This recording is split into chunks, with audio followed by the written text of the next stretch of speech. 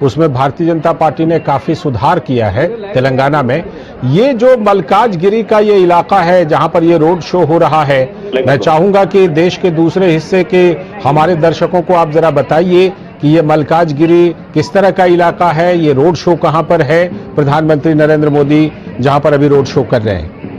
देखिए, सबसे बड़ी बात है ये मल्काजगिरी। आप दर्शकों की जानकारी के लिए लालचंद्र बता दें, ये देश की सबसे बड़ी लोकसभा है, सबसे बड़ी लोकसभा। हम चाहे भौगोलिक स्तर से कहें या वोट के माध्यम से हम कहें यहाँ पर। और ये मल्काजगिरी का शहरी इलाका है। प्रधानमंत्री बाजार से निकलते हुए, शहर की गलियों से निकलते हुए प्रधानमंत्री जो है आगे बढ़ रहे हैं। और हम इस बात को कह सकते हैं कि ये रोड शो भले ही शहर के अंदर रखा गया हो, लेकिन मैं तो कल से ही यहाँ पर हूँ। सुबह से ही जो ग्रामीण इलाकों की जनता है वो अपने अपने अलग अलग ट्रांसपोर्ट के माध्यमों से वो यहाँ पहुंचना शुरू हो चुकी थी। हमने जब यहाँ भारतीय जनता पार्टी के नेताओं से, यहाँ के लोगों से हमने बातचीत की तो इस तरह की बात कर रहे थे कि 2 से 2.5 लाख लोग यहाँ पर आएंगे। और वो बात बिल्कुल तस्वीरों के माध्यम से दिखाई दे रही है कि यहाँ पर लाखों की संख्या में अपने प्रिय नेता का दर्शन करने के लिए यहाँ पर मल्काजगिरी की जनता यहाँ पर पहुंची है। और हम इस बात को भी हम कह सकते हैं कि ये शहरी इलाका है, बड़ा इलाका है, लेकिन इसके अंदर 7 विधानसभाएं भी इसके अंदर आती हैं। तो कुल मिलाकर हम कह सकते हैं कि हर विधानसभा को कवर करने की कोशिश की है प्रधानमंत्री नरेंद्र मोदी ने।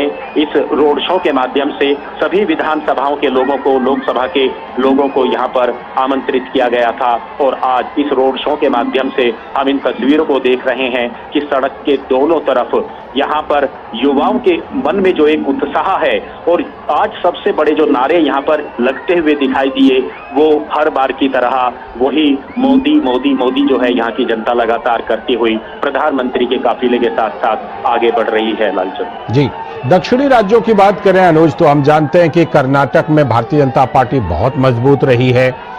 उसके बाद तमाम जगहों पर भारतीय जनता पार्टी की कोशिशें जारी हैं, तमिलनाडु हो, केरल हो, आंध्र प्रदेश हो, लेकिन कर्नाटक के बाद तेलंगाना ही वो दूसरा राज्य है जहां भारतीय जनता पार्टी की दक्षिण में सबसे ज्यादा पकड़ मानी जाती है।